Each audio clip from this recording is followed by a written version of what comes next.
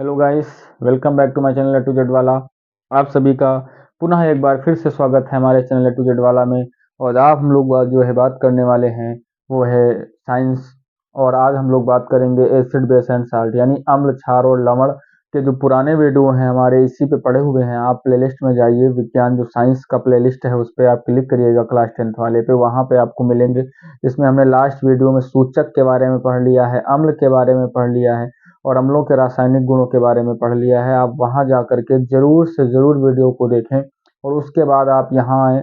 और यहाँ आज हम लोग जो बात करने वाले हैं, कुछ जो अम्ल हैं उन अम्ल के जो उपयोग होते हैं उनको, तो पहली चीज़ तो आप सभी लोग वीडियो को लाइक जरूर करें और इसको भाई बहुत शेयर करें, लोगों तक पहुंचाएं। और जो है सब लोग इसको पूरा वीडियो देखें और जो भी आपको दिक्कतें आती हैं आप हमें कमेंट बॉक्स में ज़रूर बताएं।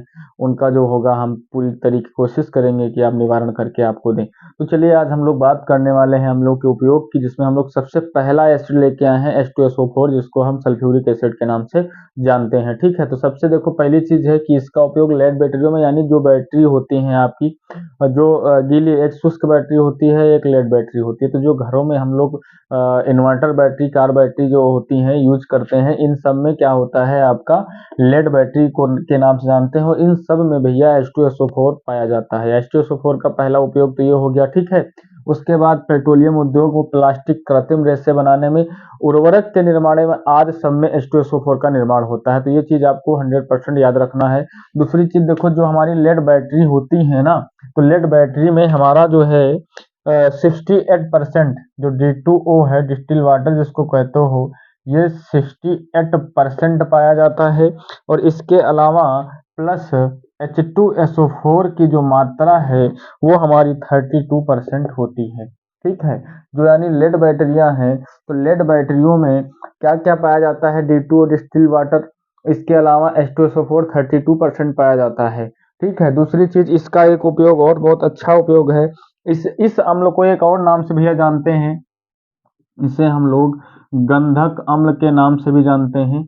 इसे गंधक अम्ल भी कहा जाता है। ठीक है, गंधक अम्ल भी वो कहा जाता है। और कारण क्या है गंधक अम्ल कहा जाने का?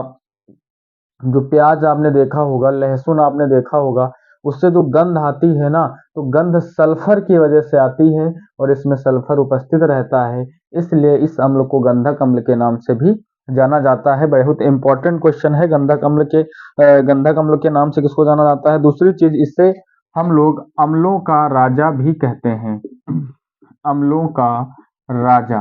ठीक है, इसको हम लोग किंग ऑफ एसिड, अगर पूछा जाए किंग ऑफ एसिड क्या है, तो आप तुरंत बताएंगे किसे कहा जाता है किंग ऑफ एसिड? जो अम्लों का राजा है। देखो, अम्ल राज एक अलग चीज है, उसकी बात हम करने वाले हैं, करेंगे हम, लेकिन आगे भी हम आएगा तो उसमें करेंगे। अम्लों का राजा किंग ऑफ एसिड कहा जाता है। इसको रसायनों का राजा भी कहा जाता है।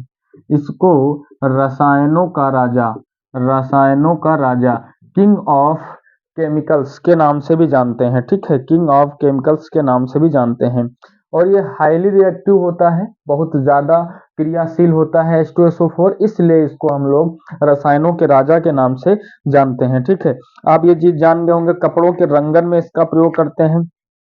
दूसरी चीज भैया आपको एक चीज बता दें, अग्निशाप इस अम्ल का उपयोग जो है हम लोग अग्निशामक यंत्रों में भी करते हैं। अग्निशामक यंत्र जो होते हैं, अग्निशामक यंत्र में इसका प्रयोग किया जाता है।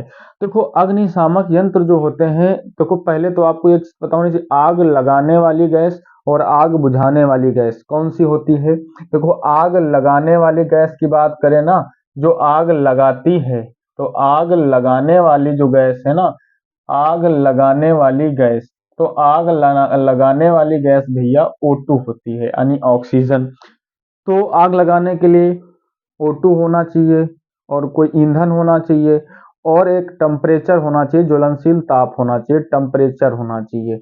अगर ये तीन चार चीजें आपके पास हैं तो आप आग आसानी से लगा दोगे। तो आग लगाने वाली गैस O2 है और आग बुझाने वाली जो गैस है भैया, आग बुझाने वाली, वो CO2 है। तो देखो होता क्या है, आग बुझाने वाली CO2 है, तो अब आजकल जो भी आपके अग्निशामक यंत्र आते हैं, ठीक है, आपने देखा होगा हॉस्पिटल वगैरह में या किसी विद्यालय वगैरह में जो रखे होते हैं पाइप टाइप के बाल्टी टाइप की होती हैं, बॉकेट टाइप की, उसमें CO2 डायरेक्ट आज के समय में आने लगी है। वो भी 3 फेस में होती है, एक ए फेस, एक बी फेस, एक सी फेस, और उसमें तीनों फेस में जो आज नए मॉडर्न में आ रहा है, तो उसमें ये होता है कि आग किस कारण लगी है। अगर मान लो सॉलिड से लगी है, मान लो किसी लिक्विड से लगी है, मान लो वो गैस से लगी है, सॉलिड से लगी हो सकती है, या फिर मान लीजिए वो लिक्विड से लगी हो सकती है, या मान लीजिए वो किसी गैस से लगी हो सकती है, तो उसी हिसाब से उसको पुश कर लेते हैं बटन को, और वो CO2 बाहर देता है। CO2 क्या करता है, उसको मार्ग को, O2 के मार्ग को तोड़ देता है, जिस प्रकार से आग जहां लगी होती है वो बुझ जाती है। तो आग लगाने वाली गैस और आग बुझाने वाली बात समझ गए होंगे। अग्निशामक यंत्रों में सल्फ्यूरिक अम्ल का प्रयोग होता कैसे है?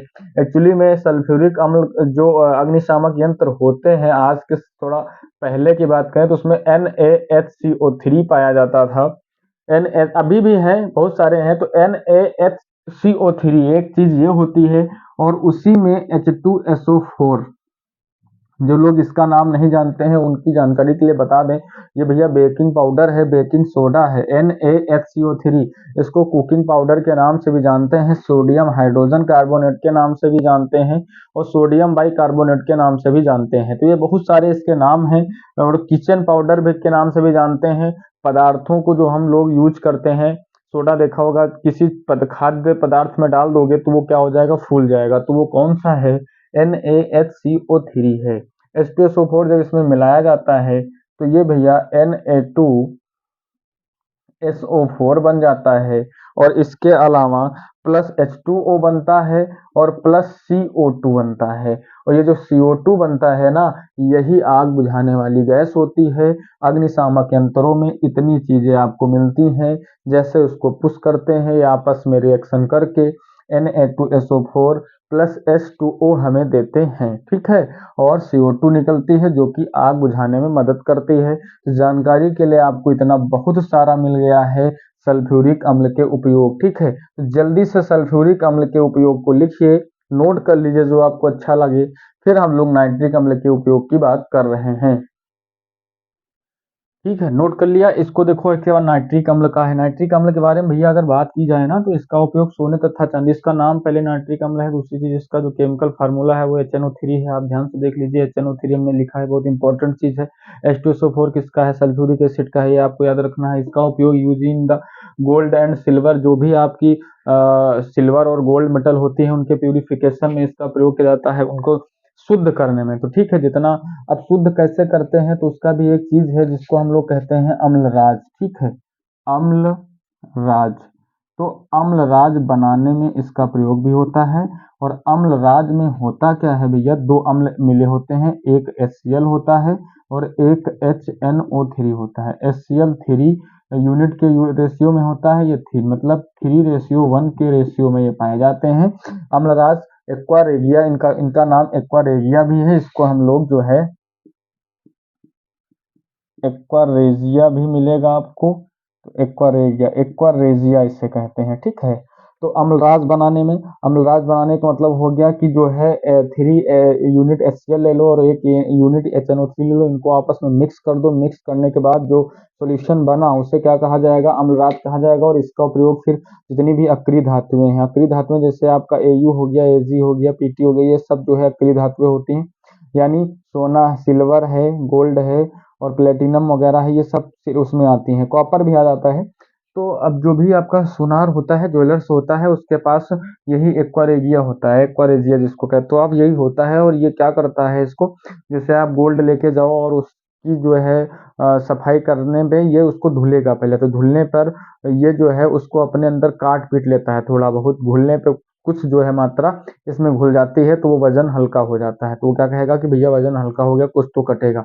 तो कहने का मतलब क्या है, कुछ तो कटेगा, यानी जो भी आपका ये अम्लराज है, HCl का जो मिश्रण है, सॉल्यूशन है, इसमें क्या हो रहा है, वो घुल रहा है। कौन, जो भी मेटल आप ले गए हो, यानी जो भी आपने यही आखिरी धातु है, जो सोना या चांदी ले गए हो ना, तो उनका क्या हो रहा है, वहां पर घुल रही है, वो उसमें घुली जा रही है, किसमें, एक्वारेजिया में, ठीक। तो ये बात अब अम्लराज बनाने में हो गया। दूसरा इसका एक और प्रयोग है भैया, आरडीएक्स, आरडीएक्स का नाम बहुत सुने हो। आरडीएक्स जो विस्फोटक पदार्थ है, तो आरडीएक्स बनाने में भी इसका प्रयोग होता है। जो भी विस्फोटक पदार्थ आरडीएक्स हैं उनका आरडीएक्स बनाने में उसका प्रयोग बहुत ज़्यादा किया जाता है। तो ठीक है, आप ये बात समझ गए होंगे कि आरडीएक्स बनाने में इसका प्रयोग हो रहा है। दूसरी चीज़, उर्वरक बनाने में भी तो ये बहुत अधिक प्रबल होता है, तो इसका प्रयोग हम लोग भैया उर्वरक बनाने में भी कर लेते हैं। तीसरी चीज़ आपको बता दें, एसिड रेन का नाम सुना है? एसिड रेन, एसिड रेन का मतलब होता है अम्लीय वर्षा। अम्लीय वर्षा, अम्लीय वर्षा के बारे में भी बात करेंगे। इसकी जो पीएच वैल्यू होती है, पीएच वैल्यू वो 5.6 होती है। ठीक है, 5.6 के आसपास होती है। तो एसिड रेन में ये एक तो HNO3 भी होता है और H2SO4 भी होता है। HNO3 और H2SO4 मिल करके क्या बनाते हैं, ये जो है आपका अम्लीय वर्षा का होता है। अम्लीय वर्षा देखो क्या होती है, जैसे मानसून जब आता है, बारिश जब होती है, तो उसकी जो पहली वर्षा होती है, पहली वर्षा, पहली बारिश, तो उसमें वातावरण में एक गैस है जिसका नाम है SO2, सल्फर डाइऑक्साइड। ये गैस जो होती है भैया, ये अम्लीय प्रकृति की होती है। और वातावरण से जब जल मिला, वातावरण से जब हमको पहली बारिश में जब बारिश हुई तो H2O मिला, तो H2O और SO2 इन दोनों ने मिल करके क्या बना दिया, H2SO4 बना दिया। तो उस H2SO4 कैसी प्रकृति का हो गया, वो हो गया एसिड। तो एसिड रेन में H2SO4 पाया जाता है और HNO3, क्योंकि NO2, SO2 और NO2 ये भी एक गैस हमको मिलते हैं वातावरण में, NO2, तो इसलिए HNO3 भी बन जाता है। ठीक है, तो यहाँ पे हम ये चीज़ बोल रहे हैं कि देखो, जब हम पानी वातावरण की बात करें तो वातावरण में जो पोल्यूशन है वो SO2 के कारण है। ठीक है, और CO2 के कारण भी होता है और NO2 के कारण भी होता है। तो यहाँ पे जो SO2 है, H2O से मिलकर के क्या बनाता है, H2SO4। तो अम्लीय वर्षा में अधिक मात्रा में H2SO4 होता है, लेकिन कुछ मात्रा में HNO3 भी पाया जाता है। तो एसिड रेन में भी नाइट्रिक अम्ल होता है और ये एसिटिक सल्फ्यूरिक एसिड का भी एक जो है प्रयोग हो गया कि एसिड रेन में क्या पाया जाता है, एसिड रेन में H2SO4 पाया जाता है। तो मानसून की जो पहली वर्षा है, पीएच वैल्यू 5.6 होती है। आप जानकारी के लिए बहुत जरूरी है आपके लिए। ठीक है, इसको आपको याद रखना है। उसके बाद देखो, आपने एक चीज और देखा होगा। अब एसिड रेन से एक चीज याद आई कि जैसे मानसून की जब पहली बारिश होती है, तो जो ताजमहल है आपका ना, ताजमहल, वो कैसा हो जाता है, पीला। अब तो नहीं, पहले, अब तो बहुत ज्यादा वहाँ पोल्यूशन कम किया गया है, चारों तरफ इतना नहीं होता है। तो पोल्यूशन के कारण जब H2SO4 यानी एसिड नेचर का होता है, और ये मार्बल जो उसमें लगा है वो CaCO3 है, कैल्शियम कार्बोनेट है, और H2SO4 है, ये जब आपस में मिक्स होते हैं ना, तो ये पीला रंग देते हैं, पीला रंग देते हैं। तो जब पीला रंग देते हैं तो इसी को कहा जाता है मार्बल कैंसर। तो मार्बल कैंसर क्या था, जैसे जो ताजमहल था उस पे जब पानी गिरता है, पहली बारिश होती है मानसून की, तो उस केस में जो है CaCO3 प्लस H2SO4 मिल के वो पीला रंग देते हैं, इसी को हम लोग मार्बल कैंसर कहते हैं। तो आपको याद रखना है कि एसिड रेन क्या है, एसिड रेन में क्या क्या मिलाया गया, HNO3 मिलाया गया, दूसरी चीज आपको क्या मिली, H2SO4 मिली। H2SO4 अधिक मात्रा में होता है 2/3, इसको 1/3 ये मान के चलेंगे कि 1/3 होता है या 2/3 होता है। इन दोनों को मिलाने के बाद एसिड रेन मिली। एसिड रेन में कौन सी गैस होती है, SO2 होती है। ठीक है, सल्फर डाइऑक्साइड मुख्य गैस यही होती है। सल्फर, ये कैसी गैस है, ये एक प्रदूषक गैस है SO2। कहाँ से निकलती, कारखानों से बहुत अधिक मात्रा में निकलती। तो पहली बारिश में यही मिलकर जल के साथ क्या बनाती है, एसिड रेन बनाती है। तो यहाँ पे अम्लों के उपयोग में हम लोगों ने ये जानकारी यहाँ नाइट्रिक अम्ल तक की ले ली, RDX बनाने में, अम्लराज बनाने में। और एक चीज देखो, TNT, ट्राई नाइट्रोटालुइन, ये भी एक विस्फोटक पदार्थ ही है। तो इन सब के निर्माण में HNO3 का प्रयोग किया जा रहा है। ठीक है, जल्दी से आप इस चीज को भी नोट कर लें ताकि आपको आराम मिले। इसको नोट कर लिया है। बाकी हम लोग बात करने वाले हैं हाइड्रोक्लोरिक अम्ल की। ठीक है, तो हाइड्रोक्लोरिक अम्ल की अगर बात करें तो सीधा इसका उपयोग कहाँ कहाँ होता है, कपड़ा उद्योगों में होता है। इस कपड़े को, वस्त्रों को रंगने के में, ठीक है, वस्त्रों को रंगने में इसका प्रयोग किया जाता है। दूसरी चीज जो है, जो लोहे की चादरें होती है ना, तो लोहे की चादरों को क्या किया जाता है, जब पेंट किया जाता है, कलई उस पे होती, पेंट होती, तो उसके पहले उनको साफ करने के लिए HCl, और HCl बाथरूम क्लीनर, इसको हम लोग जो है बाथरूम क्लीनर कहना मतलब जो बाथरूम है उसकी सफाई जब होती है तो HCl का ही प्रयोग करते हैं। HCl का ही यूज किया जाता है। HCl हमारे पेट में एक एसिड है, पेट में देखो ना एसिडिटी हो गई भैया, तो एसिडिटी किस वजह से हो रही है? एसिडिटी हो रही है एसिड की वजह से, और कौन सा एसिड है? HCl है। और ये कब से होता है? बाई बर्थ का मतलब जन्म से होता है भैया, ठीक। जन्म से हमारे पेट में ये HCl पाया जाता है, और ये पेट में जो भी आप खाते हैं उनको गलाने का काम करता है। लेकिन हमारी चारों तरफ एक ऐसी परत होती है जो थोड़ा सा बेसिक नेचर की होती है, इस वजह से अम्ल जो है उस पर अटैक नहीं कर पाता है। तो नाइट्रिक अम्ल हाइड्रोक्लोरिक अम्ल से जो जुड़ा हुआ यूजेस है, बस इतना ही है, ठीक है। बाकी कोई खास इसका उपयोग नहीं है। बाकी इसको हम लोग म्यूरेटिक अम्ल के नाम से भी जानते हैं, म्यूरेटिक अम्ल, इसको भैया म्यूरेटिक अम्ल के नाम से भी जाना जाता है। ये म्यूरेटिक अम्ल हो गया। बात समझ गए होंगे कि म्यूरेटिक अम्ल क्या होता है, ठीक है। बाकी अगर बात करें तो यहीं पे एक और अम्ल जिसका नाम है सिट्रिक एसिड, ठीक है। क्या नाम है? Citric acid. तो सिट्रिक एसिड कहाँ कहाँ पाया जाता है? नींबू में पाया जाता है। ये हमने देखो हमारा वीडियो देखो, उसमें हमने बताया है पिछले कुछ वीडियो में कुछ पदार्थों में पाए जाने वाले अम्ल, वहाँ पे हमने बताया है कि सिट्रिक एसिड जो है किन किन, नींबू में, संतरा में और आंवला में, अंगूर में, इन सब में पाया जाता है, ठीक है, सिट्रिक एसिड। तो ये आपको, और सिट्रिक एसिड का जो फार्मूला होता है वो C6H8 और O7, ये इसका फार्मूला होता है सिट्रिक एसिड का। दूसरा अगर बात करें, एक हमारा है एस्टिक एसिड, एस्टिक एसिड। तो भैया एस्टिक एसिड जो है ना आपका, तो एस्टिक एसिड का जो सूत्र है वो CH3COOH, ये हमारा एस्टिक एसिड का सूत्र है। दूसरी चीज, ये कहाँ पाया जाता है? सिरके में पाया जाता है। सिरका जानते हैं आप? सिरका में पाया जाता है। और ये इसका एक प्रयोग है कि जो खाद्य सामग्री होती है ना, खाद्य सामग्री, खाद्य सामग्रियों को सुरक्षित करता है। कौन? यही एस्टिक एसिड खाद्य सामग्रियों को सुरक्षित करता है, सिरके में पाया जाता है। सिरके में जो है 95% जो है भैया वाटर पाया जाता है, और 5% जो है यही एसिटिक एसिड पाया जाता है, ठीक है। एसिटिक एसिड पाया जाता है कितना? 5% सिरका में। ये आपको याद रखना है, सिरका में कितना एसिड होता है।